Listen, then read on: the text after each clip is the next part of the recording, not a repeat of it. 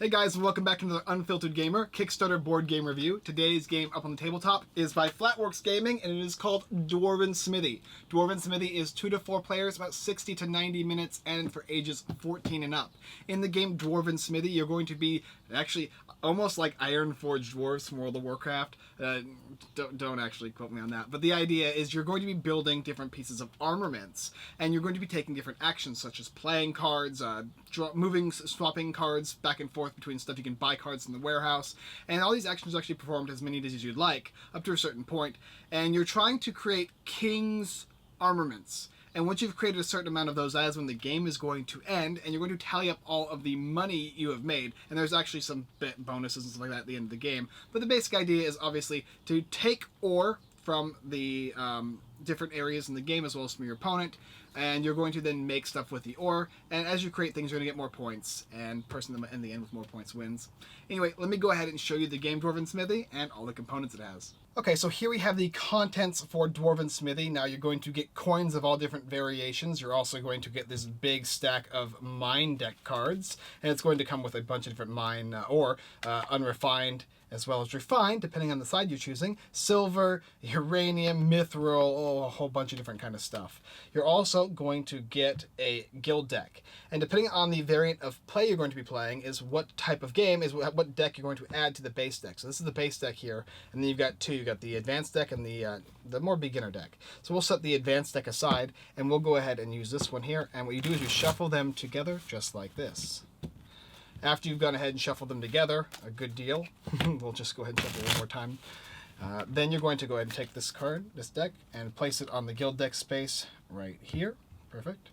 Every player is going to get one of these guys here, one of their dwarves, and they are all the same, but they all have different artwork on them. After you give everybody one dwarf, you're going to set the rest aside. That person is going to get $15 or gold coins.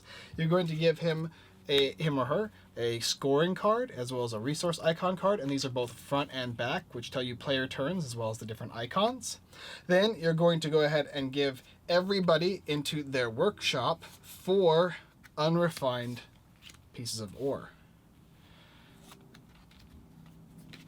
And it's just kind of random, but you can see the unrefined shop space right like that. Then you're going to go ahead and give every single player 4 additional cards for their hand, and 2 of these guild cards to go in their hand as well. After everybody has all these things they need, then the beginning of the game begins. So to decide who goes first in the game, it's going to be based on the shortest player, or if you want to do it the cool way, whoever has the most facial hair. It's a very important thing. Also, you're then going to go through the player turn. So the first player to start, which would likely be me because of my awesome facial hair, you're going to first refine all the material you have in your warehouse. Refining is simply turning it the other side, and then you're able to then use that material. You can't use stuff that's unrefined, especially to craft things. After you've gone ahead and done that, you can complete all your guild cards. Now, guild cards are going to be cards like these ones here that you're going to have to create, what do you call it? The different ore and stuff like that. You're going to need those in order to create these cards. So you can, if these are already been like, you got all the runes and all that underneath it, you can then sell these cards off to the discard pile and gain the currency value labeled at the bottom right hand corner. After that, you're then going to go ahead and do any of your actions, which is they're all repeatable. You can do them as many times as you want. The first thing you can do is play a card. You can play it in your market. You could play it in your warehouse. You could also move or swap a card, so you can swap market and warehouse cards back and forth, however you would like. You can discard a card from a guild card from a market, so you can't sell guild cards into the warehouse, but you can remove them if you no longer need them or don't want to use them. But other players can also buy these from you. So, like I said, you can buy a card from a warehouse or a market. When you buy a card, you're going to look at the buy value, and there's 2 different things here. One is when you sell it to the warehouse, and one at the top right-hand side is when you buy it from the market or the warehouse. When you buy stuff from the market, however, the card is increased by 1 for every card on top of it. So there's 1 card on top of this gold that you want. The value is 4. You're going to need to spend 5 for that. And it's always going to come unrefined in the market or the warehouse. But in the market, any player's market, it could be already refined. So that is a bonus that you can get. You can also sell a resource card to the warehouse, which is basically the same thing as buying one. You're just going to get rid of any cards from your market and put them in the warehouse, and that is where players can also choose to buy them. After you've done any and all of these actions that you want, you're then going to draw 4 cards, and you do not exceed the current hand limit, and then turn market cards. So after you've gone ahead and done everything you want to do, just draw your 4 cards and don't exceed your hand limit and pass your turn to the next player. And that is the basic idea. Let me go ahead and show you a couple turns how it looks. Taking to the first turn of the game, we've got to go ahead and set up everything. He's got all of his money and his workshop cards. Now, if you notice on this card here, you're going to see numbers that are next to all the different categories. Workshop is 7, which means you can have 7 cards in the workshop at any point in time, never any more. Market, you can have 4, and tools, you can have 2, and apprentices, you can have 2. If you ever build a tool, you can instantly sell it, and if you don't, you put it over in this slot, and then you have to use it. You can no longer sell it.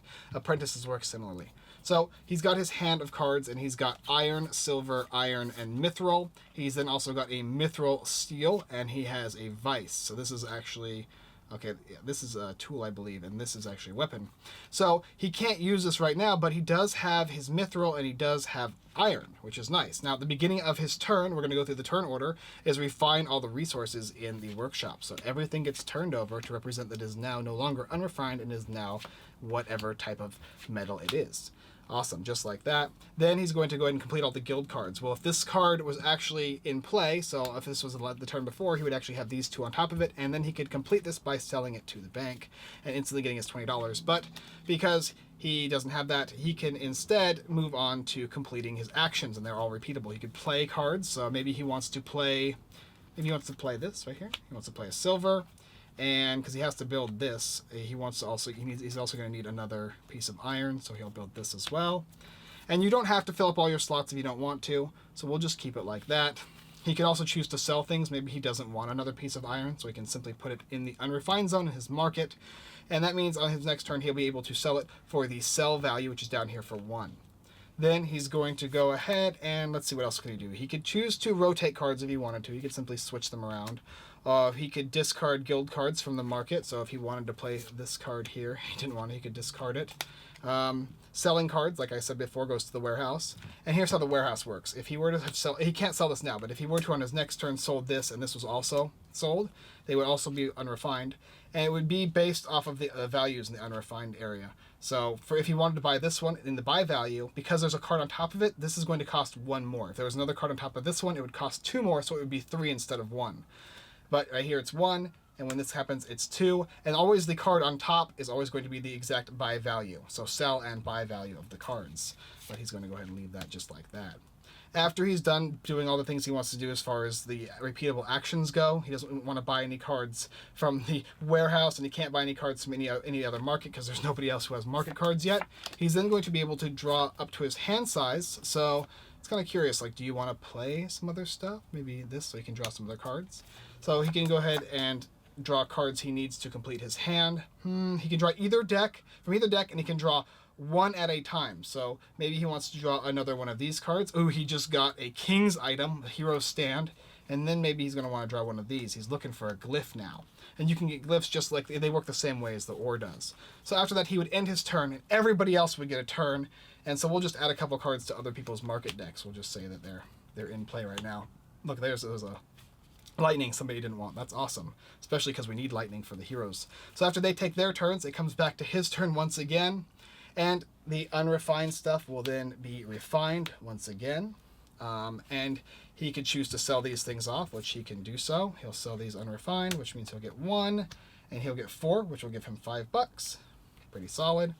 And then he's going to go ahead and start building some stuff. Well, the first thing he can build here is this mithril steel. He'll put this and he'll put this on top. And that is now completed. On his next turn, he'll be able to sell it to the guild discard.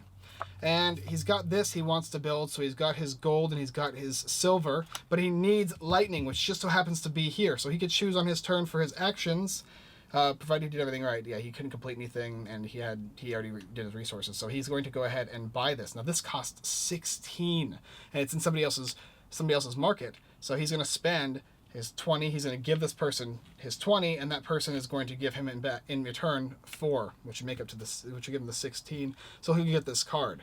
which is really awesome. And I think it goes, it's in your hand, or it's I think it maybe actually it's in the workshop. So I'll place it just like that. And so that means on his next turn, he'll actually be able to complete one of his hero stands. So if he wants to end his turn now, or maybe maybe he'll put some stuff out here. He doesn't want this vice, so he'll actually go ahead and discard it. And he'll then be able to draw up to his 4 again. So 1, 2, and another one of these guys. Ooh, okay, that's a person. All right, we can use that for later. And people are going to do different things. This one lets you have your hand card limit +1, so that's awesome. And tools will let you play things like, so if he had played this tool here, it lets him go -1 on a glyph of any weapon or shield card. And once it goes here, it gets discarded. But that would save him from having to, if he wanted to play this King's Hero Stand here, if he didn't have that glyph, he'd be able to use this card, get rid of this, and then he could play his Hero Stand. So on his next turn, after he refined everything, if he had to, he wouldn't have to. Then he's going to go ahead and he wants to build this Hero Stand. And I want to show you why this is important. Because he gets his glyph, he gets this and this. This would actually go ahead and get sold, so this would go to the discard pile, and he would get $20 for it. At the bottom it tells you. Let's see, we got 5, 10, 15, and 20. And that frees up some space for him. But now he's got these 3, and he can play his Hero Stand. And so on his next turn, he'll be able to obviously sell this guy, but what's interesting is you don't sell these guys. Instead, you put them here. You lock these guys in position, and once all 4 of your market areas have been locked with these king's items, you're then that could end the game. Another way that ends the game is if this mine deck runs out of cards or the guild deck runs out of cards. Once all 4 slots get locked, you finish the complete turn for everybody, so that everybody gets a total amount of equal turns, and then you're going to add up the points for the game. Okay, so a couple caveats now. First of all, your hand size is 6, so you can draw up to 4, but you can't go past your hand size unless you have interesting characters like Arthur here, or Roar here, who gives you a +1 to your hand size. Another thing is, while yes, you can play your king's cards face up to save space in your hand to draw more cards, another good tactic is you can play these cards face down, hidden, as long as you have the craftables. So if you have the 3 things you require, like the Hero Stand, obviously the gold, the iron, and the lightning, you can play this card face down. Say you're crafting a king's item, and then you can put it up the next turn up into the market, which locks one of your spaces, which means you only have 3 other market spaces until the end of the game, in which your one player is going to have all of their market spaces locked, which would end the game, other than the other 2 win conditions, which is just deplete one of the 2 decks. And at that point, everyone after their turn is going to then sell all their market cards for their buy value. And then everybody's going to flip over all of their king's cards and make sure that everybody followed the rules correctly and actually did put the correct or and stuff like that underneath the card to give them that card. Otherwise, they're going to lose that card. Very important. There's also bonuses at the end of the game, depending on the 3 categories. There's armor, shields, and weapons. And whoever has the highest buy value for each of those categories is going to get an additional 25 bonus points. So it's a nice little added victory condition at the end of the game. You're then going to add up all the points you have from your king's weapons, as well as all the currency you've already earned throughout the entire game. And the player with the most coins is going to be the winner of Dwarven Smithy. Anyway, let me go ahead and tell you what I think about the game. So what to say about Dwarven Smithy? Well, first of all, it reminds me of my childhood when I was going through Ironforge, playing as one of those crazy dwarfs, slamming my hammer on the anvil and crafting different things. And that is the idea of this game, is crafting things. And yes, there is some competition involving what players are taking and how you can take things from other players, like, oh, he wants iron, I'm going to take that from him. Or, oh, he doesn't want this is perfect for what I need. Or, do I want to give him this, which will in turn give me money? It's trying to balance that value system of what is worth for me to give compared to what I am going to get. Also, there's a little bit of luck involved drawing the cards from the decks, but you almost make your own luck with all the different weapons you can use, as well as the characters you can add on to your kind of arsenal for your main dwarf, right? So they can give you bonuses like the hands and other things. There's quite a few things. I can talk about a couple. Hand size limit is a big one. The market card limit, ooh, that's awesome, is a +1. There's a bunch of different types of weapons that will increase, or items that will increase your ability to make weapons and king's weapons, which makes life a lot easier. You can play Mithril Refined instead of having to wait a turn, as well as all the rest of them too, playing Silver Refined. So there is a good variety of different things that can be done with these different character cards, as well as the different tool cards. Nevertheless, the game plays in a very fluid fashion. It's very simple, and you get as many actions as you want, which is kind of nice. You're more trying to manage your hand as well as your field as best as possible. But the turns don't seem to last very long because you already have a good idea of what you're going to do. based on the fact that you're drawing at the end of your turn and saying, okay, this is what I have for sure. The only time it's going to change, for the most part, is when you buy from the warehouse or when you're buying from somebody else's market, which can open things up a little bit. Nevertheless, though, a really, really fun game. The art is really great too. I love this style artwork because I really enjoy looking at all the different dwarves and the hammers and stuff. It even reminds me of that Lord of the Rings feel, as far as like in the Dwarves of Moria kind of thing. A good, solid, fun. I even like the fact that they gave us a ton of different player reference cards, end of turn, end of game, all the different resources, as well as guild icons, because they can get a little confusing. But this is definitely one of those games where I think you're going to know if you're going to like this kind of game. Hand management style, player board position kind of control, that kind of game, right? But it does flow really well. If this is the type of game you would appear to be interested in, I think you're going to really like this game. I very much so did enjoy this game. We played quite a few times. We've talked about it on live streams quite a few times because it was just such a fun experience overall. 2 players, it works just fine as 4 players. So it works 2, 3, and 4 very well. Flows very, very well. Obviously, in most games, like in this one as well, 4 players is going to be the best in my opinion because it gives way to a lot more different various changes happening in how players are interacting with one another. And I do like the interaction involved in this game when you bring more people to the mix. Overall though, a fun-filled themed game with a lot of craziness happening and just kind of a nice relaxing time that people can still have while enjoying a really nice board game. Dwarven Smithy by Flatworks Gaming, a well done, terrific game. Alright guys, so that is the review for Dwarven Smithy. If this is an interesting kind of game for you, you should definitely go ahead and check it out in the description below.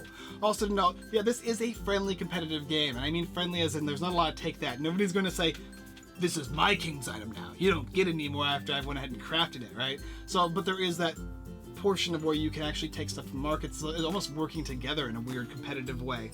Interesting though. Good. Check it out. Also, go ahead and check out our website, unfilteredgamer.com. We got tons of blog posts, giveaways, Kickstarter list posts, and more. Go ahead and check those stuff out. Really do greatly appreciate it, as well as checking out our partner sites, everythingboardgames.com, The Giveaway Geek, and Devitos Gaming. 3 great sites, tons of good stuff. I am happy to support them in their endeavors, and I think you should go on there, if not just for the free giveaways. Alright guys, well that is it for this review. If you like it, please like and subscribe. Alright guys, I'll see you next time.